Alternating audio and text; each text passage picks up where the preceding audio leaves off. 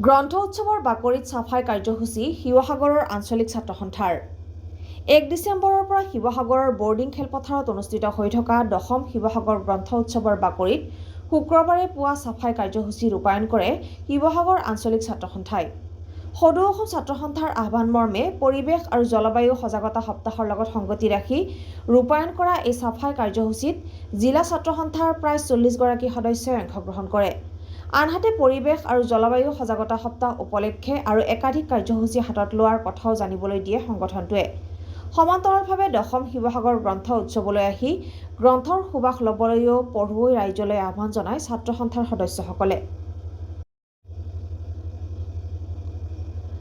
গ্ৰন্থ উৎসৱৰ বাকৰিত চাফাই কাৰ্যসূচী শিৱসাগৰৰ আঞ্চলিক ছাত্ৰ সন্থাৰ 1 ডিচেম্বৰৰ পৰা শিৱসাগৰৰ বৰ্ডিং খেলপথাৰত অনুষ্ঠিত হৈ থকা 10ম শিৱসাগৰ গ্ৰন্থ উৎসৱৰ বাকৰিত শুক্ৰবাৰে পুৱা চাফাই কাৰ্যসূচী ৰূপায়ণ কৰে শিৱসাগৰ আঞ্চলিক ছাত্ৰ সন্থাই।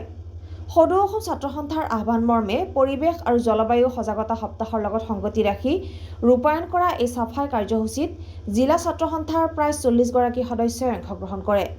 আনহাতে পৰিৱেশ আৰু জলবায়ু সজাগতা সপ্তাহ উপলক্ষে আৰু একাধিক কাৰ্যসূচী হাতত লোৱাৰ কথাও জানিবলৈ দিয়ে সংগঠনটোৱে। সমান্তৰালভাৱে 10ম শিৱসাগৰ গ্ৰন্থ উৎসৱলৈ আহি গ্ৰন্থৰ সুবাস ল'বলৈও পঢ়ুৱৈ ৰাইজলৈ আহ্বান জনায় ছাত্ৰ সন্থাৰ সদস্যসকলে।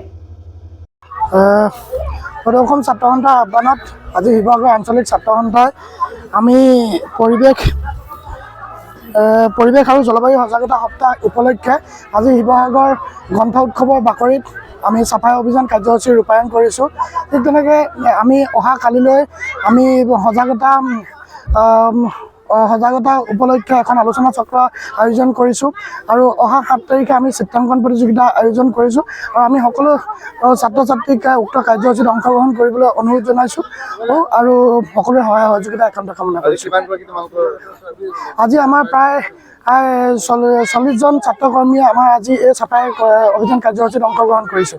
যেহেতু খোজৰ গ্ৰন্থমেলা চলি আছে, আজি 5 নম্বৰ দিন, গতিকে পঢ়ুৱৈ ৰাইজলৈ কিবা আহ্বান আছে নেকি?